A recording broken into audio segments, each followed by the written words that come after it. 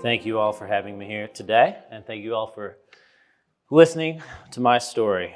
I want to share with you all today a little bit about my story and my life experiences. So I'm going to start at the beginning. I'm going to do my best to be as brief as possible, no matter how long it takes. So I grew up in Cleveland, Ohio. I was told that I should probably share with you that I'm not a Buckeyes fan, so let's just get that. I'm a Bearcat. I'm a UC Bearcat, so not a Buckeyes fan. So I had a pretty normal childhood, I think. So things were pretty easy for me. I had a good home with good parents who loved me and gave me everything that I needed. I was pretty smart, got good grades in school throughout childhood, middle school, high school. I played a lot of sports, played a lot of soccer, and I played a lot of video games. So this was the 80s and 90s, so did a lot of video games. I'm really good at Super Mario Kart on Nintendo 64, so if anybody wants to challenge me, I'm going to stick around afterward. So I was really pretty good at everything that I did. Not great at anything, but good at a lot of things. And because things were easy for me, I could really do mostly whatever it was that I wanted, and this really allowed me to be selfish and set the table for that. I had a best friend, for example, whose parents would really let us do anything that we wanted. We'd hang out, we'd drink there, kind of do what we wanted. We'd shoot things in the backyard with BB guns, squirrels and birds, and lots of things we weren't supposed to be doing, getting in a lot of trouble. I was good at this, not great, but things continued to be easy for me. There wasn't a lot of conflict in my life, not a lot of drama as I was growing up. I was like Superman. At least that was the image that I upheld to myself because I was the one who made all these good things happen. I was very independent. But mostly I was trying to uphold an image to others, to the outside world. Looking back, I was really not emotionally engaged at all with life or with people. I had no idea how I felt emotionally. You could ask me how I feel, and I'd come up with something that sounded pretty good, but the real answer would have been, I don't know. And I love my parents, loved them then, and I love them now, but they did not uphold the Superman image that I held for myself. They're very nice people, but pretty boring, plain vanilla, very much creatures of habit. So at some point in the middle of high school, this was not a conscious decision for me, but I started to want to do the opposite of many of the things that I grew up with. For example, we went to Niagara Falls every year for a family vacation. And Niagara Falls is great if you've been there. But you can only see Fort Niagara so many times. 9 visits to Fort Niagara is 8 times too many. So I wanted to do the opposite of that. So I started traveling the world with foods. They would make very basic things, spaghetti, meatloaf, nothing wrong with that. A lot of fast food. We ate a lot of Arby's and Rallies growing up. So it's a lot like, I think you have Checkers here. So I think it's the same thing. So I started wanting to do the opposite. So eating foreign foods, Indian, Thai food, things like that. By the way, anytime I think about Rallies, I have to tell you a quick story. So my dad was and is the king of coupons. So we'd go through the drive-thru all the time at Rallies, and he had no shame whatsoever. He had these coupons for free combo meals, just a free meal. And he'd go up to the speaker and say, "I'd like 4 free combo meals, please." And no shame at all. He would use these coupons all the time. This was also at a time when, so he was in a band as well, and he had a little recording studio in our basement. So this was at a time when CDs were popular, so we would buy blank CDs. They were $20 each for a blank CD at the time. And I would sit down in the studio, and I recorded a lot of music for friends of mine. And this was also at a time when it would, if you wanted to record 60 minutes of music on a CD, you'd have to sit there for 60 minutes and go through the whole thing. So I'm spending a lot of time sitting in his recording studio. And I'm looking around, being nosy, and I saw this big Kinko's bag. And I looked inside, and I saw a huge stack of free combo meal coupons for Rallies. He made, I don't know how many copies of these things he made. They had no barcode, no expiration date. He used these coupons for decades. He might still be using them, I don't know. They also did not drink alcohol, and so I started doing a lot of that. So as I kind of mentioned, I was pretty popular in high school. High school was pretty easy for me. I got good grades, took a lot of AP classes, had good prospects, and a lot of college choices. I also had a lot of friends. I would drink and party a lot. It was very selfish. It was all about me. What made me happy, what made me feel good. That's what I would do. So I ended up going to the University of Cincinnati for architecture school. It's one of the best architecture programs in the country, and I thought I wanted to be an architect at the time. So I moved to Cincinnati. I continued to party a lot. I'd hang out with a lot of friends. I did some womanizing. That was one thing I wasn't really very good at, but I tried to do that. But I continued to get good grades because really I would cram right before tests. The night before, I get papers done the night before, and I didn't really take sufficient time to really learn the information, but I was getting the good grades. So again, it was selfish. So for me, I wasn't thinking this way, but this way I could have everything. So I thought I could keep the good grades, keep the friends, continue partying, drinking, but I didn't really have to expend too much energy and never really had to put myself out there to engage in real relationships. Most of my friends were very surface level. I wasn't really close and didn't really have deep relationships with anybody. I didn't really know how, to be honest with you. I was coasting through life. It was very closed off. I would tuck my emotions deep down inside and never told anyone how I was really feeling. I just chose not to engage. So after 2 years in architecture school, I transferred to the business college. And my goals at that time became 100% financial. I wanted to be wealthy, so I started reading business books. And I read them, I finished them, but I didn't really learn a whole lot. But I kept doing it because I wanted to put them up on my shelf like trophies and have a lot of business books up there because it looked really impressive. So I ended up graduating with a degree in finance, real estate, entrepreneurship, and international business in 2005. I was magna cum laude and was the real estate student of the year that year. So I had done a co-op at a local Cincinnati real estate developer, Nair Properties, in 2004, and then they hired me on 2005 full-time to do real estate development work. During the 2006-2007 timeframe after graduation, I started investing in the stock market using my aforementioned superior business knowledge. By the way, I'm laying the sarcasm on pretty thick right here. I also met my future wife, Paula, at this time. So with my investments, she trusted me with her savings at the time as well, even though we were not yet married.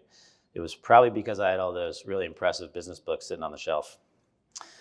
So I started buying stock in a company called Subai, or maybe it was Subei, I didn't even know how to pronounce it. It was a Chinese company that was developing an online shopping mall at the time that had huge promise. I kept buying more and more as it went down because business books said to do that. They said people were emotional and they sold stock, and I should buy at a discount, right? Buy when it's on sale. So I thought this was easy. I was going to make millions. Well, you may guess that that didn't happen. Instead, I lost everything in 2008 in the stock market crash. And I'm not a big investment guy, but dollar cost averaging, I think, is a solid investment strategy. But in my experience, it doesn't work very well when you ride the stock to zero. Seeing the positive side, though, however, I honestly learned a lot from that experience. And it was actually the best financial lesson I ever learned, something you can't learn in a book. I'm not sure if I mentioned this previously, but I was selfish. It was all about me. I didn't care about anyone. I was in it for myself, continued drinking, partying. I'd go to work tired, etc. Being selfish and coasting through life, I did not tell anyone about losing all that money, including my wife. Because if I had reached out and told anyone, I would no longer uphold that Superman image to the outside world that I thought I had. Instead, I would just tuck it deep down and keep it as a secret, which, spoiler alert, that didn't really work out very well, by the way. So I met my wife, Paula, on December 31st, 2006, or maybe it was January 1st, 2007. I'm not sure what time it was, but been doing a lot of drinking that night. And we started dating. So she took me on a trip to Punta Cana 3 months later in March of 2007. And our son, Nathan, was born on December 3rd, 2007. So you could probably do the math on that one. I remember the night she told me she was pregnant. I really wasn't too surprised. I just continued to be selfish, kept going out, partying, drinking, wasn't engaged, wasn't there for her. I thought it would just blow over, or maybe I thought it wasn't real. I just wasn't engaging in life. I had heard this story before.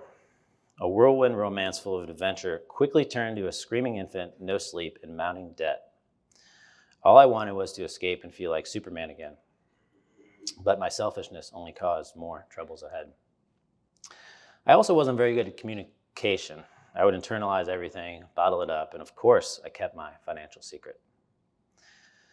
I would also compartmentalize my life. I'd have a problem over here, a home problem here, a work problem here, and just hope that they blow over and not address the conflict. I was very conflict avoidant.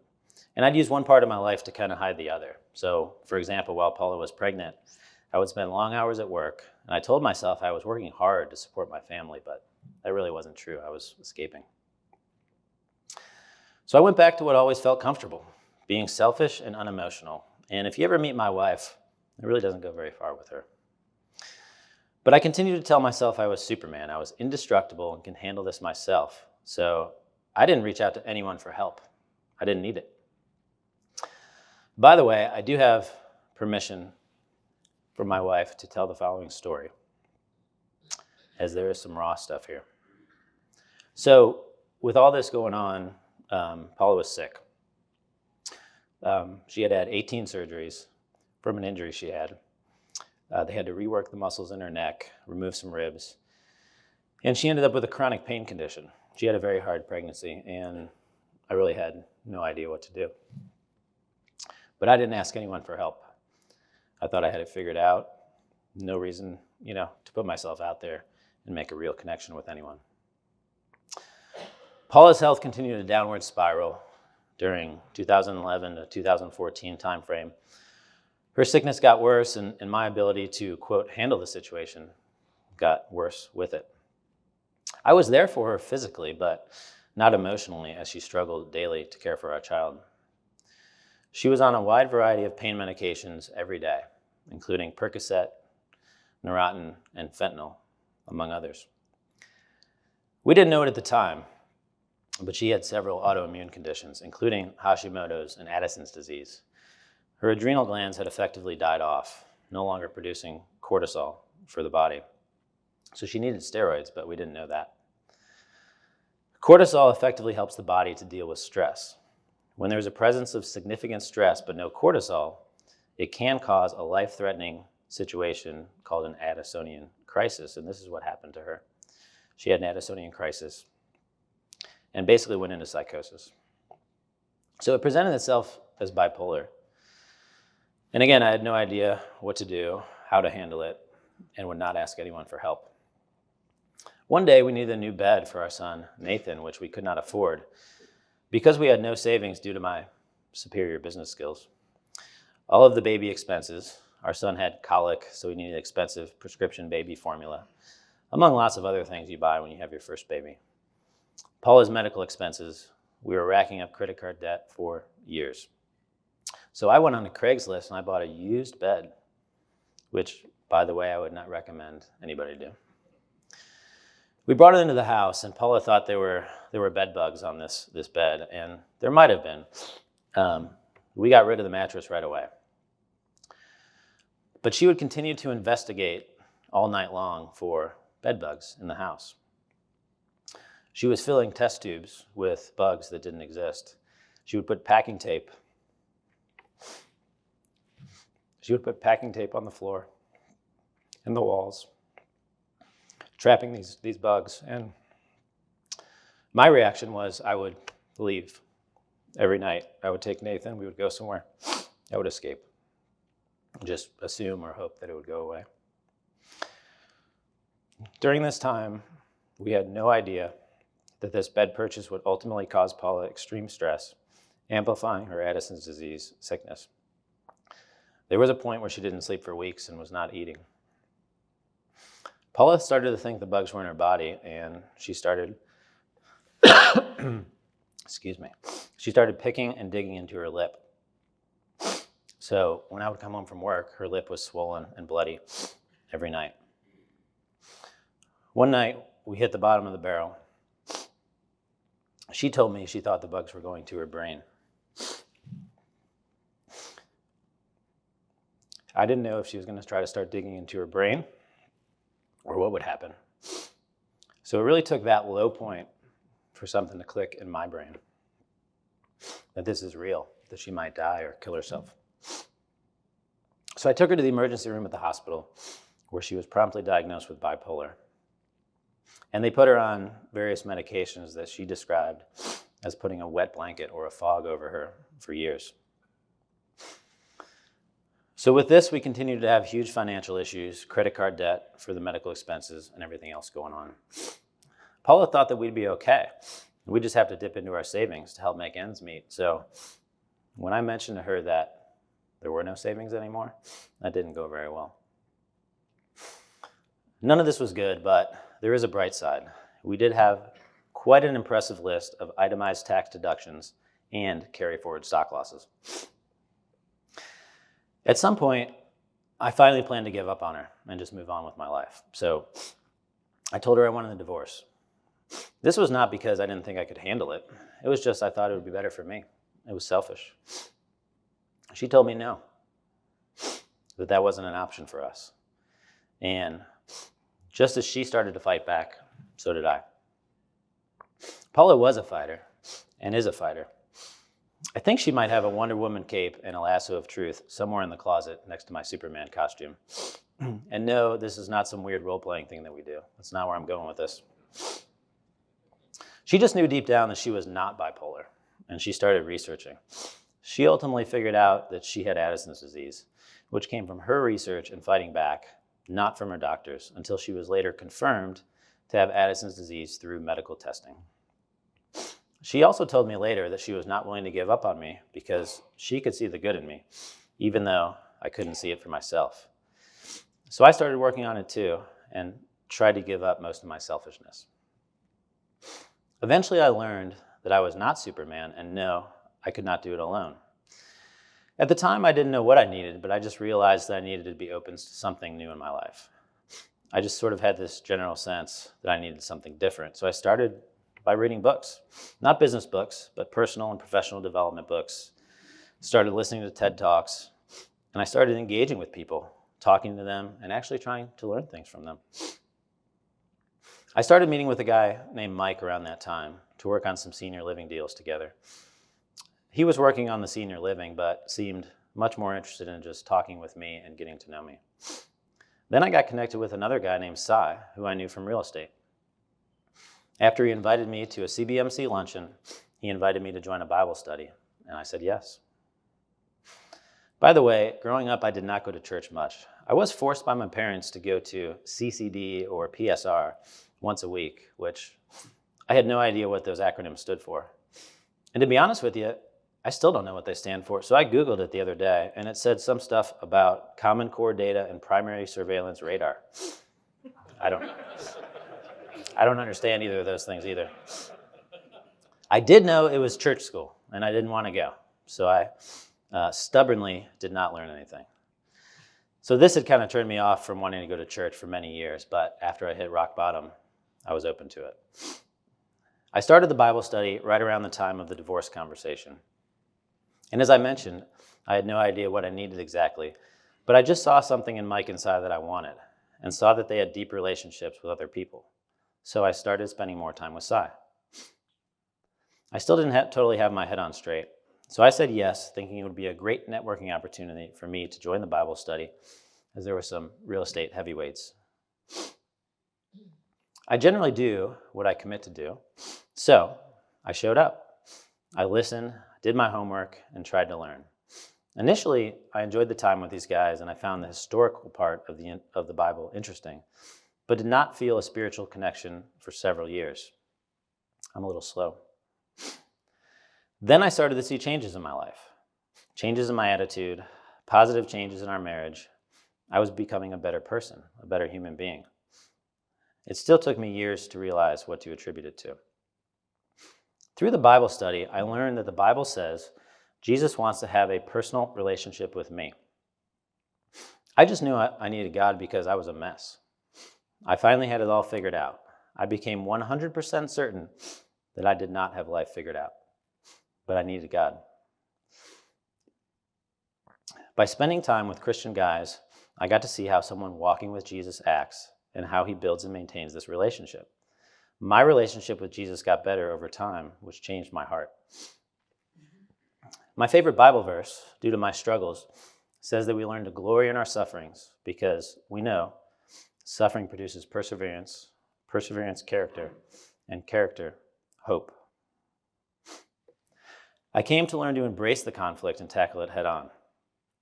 That's the glory in the sufferings part, which I still have all the time. Just because I accepted Jesus Christ, life did not automatically become perfect. Work is still hard. I still get frustrated.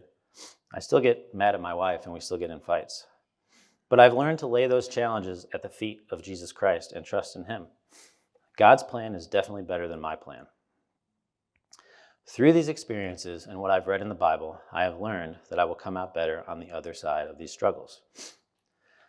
One helpful analogy that stuck with me, I've heard that this process is described sort of the same way that a tree or a plant goes through a struggle. Their struggle is typically when they don't get enough water. So when a tree goes through a drought in the wilderness, it causes the roots to go down deeper in search of life-giving moisture. Usually the result is a stronger tree that is better able to weather future storms. It works the same way for people. So now, even if I have a major life issue, so what? God has me. I didn't know it at the time, but looking back, God was there with us during the pregnancy, the financial losses, the divorce discussion, and Paula's sickness. God was the one who helped me to fight back. He steered me in the right direction so I would strive for the best version of myself. I never had a big aha moment. I have never spoken with God directly or had visions, but I'd like to do that someday. But I did just one day stop and ask Jesus Christ to enter into my life, that I would submit to him and that I'm no longer in control. I've learned that that's the definition of submission, the word submission being under the mission of Christ. My life has completely changed for the better, finding peace and hope that is offered by Jesus Christ, along with purpose, direction, and meaning, which keeps getting stronger as I walk with Jesus. I still work at Nair Properties and still do real estate development work, which I've been doing now for more than 20 years. However, I no longer work for my boss. I bring my A game to work because God tells us to do that. We are called to work, but I am working for God in everything that I do. I learned that if I'm accepting of Jesus, and I have the Holy Spirit living within me, then I probably need to clean up my house, my body, and my actions for him. I have had many acquaintances, surface level, sports and weather type relationships in my life, but now I have multiple men that I can go much deeper with. Men that I can talk to about anything or call on when I'm in the middle of a crisis, knowing that they will drop everything to help me, and I would do the same for them. Paula is doing great today. And although she will always have Addison's, it can be managed. She has been able to reduce her daily medications from 15 to 1. And she's happy, healthy, and we are engaging with each other on many different levels. Through faith, God has helped Paula to make this miraculous physical recovery and has also helped her and I to have an incredible relationship and family. This process has also helped Paula to become much closer to God, seeing the positive changes that have occurred in me. I learned that marriage is about sacrifice, not selfishness. I try not to think about the cost, but instead think about what it's worth. Beyond our relationship with God, love in marriage is the best thing and best relationship we can have as human beings. So I needed to burn down everything I did before marriage to make it work. Going out with friends, partying, drinking, all of it. Completely defeat the old me. It sounds challenging, and it is. But it's so worth it. I wish someone would have told me this back then, although I'm not sure I would have listened. And to do it right away, not to wait for my wife to deserve it. Jesus did not wait until people had our act together to die for our sins. He sacrificed for us at the moment when we least deserved it, when we were all deep in sin. Our amazing son Nathan is doing great at 18 years old. He's a senior in high school, soon headed to UC to be a Bearcat as well, for business this fall, with a full ride scholarship. He is also a passionate advocate for Tourette syndrome and has been to Capitol Hill several times to speak to congressional leaders to lobby for this cause, and is walking with Jesus every day. In hindsight, it is clear that until I made a conscious decision to earnestly follow Christ, that I could not become the Superman that I'm now on the path to be. I am not always happy, but walking with Jesus has allowed me to have joy and peace through all situations. Things in life for me are reprioritized. What's really important? My life focused on following Jesus and sharing with others the reason for the hope that I have, so that you too can know how to build endurance, character, and have this same hope. And this is the reason why I'm here today, spending time telling you my story. Thank you.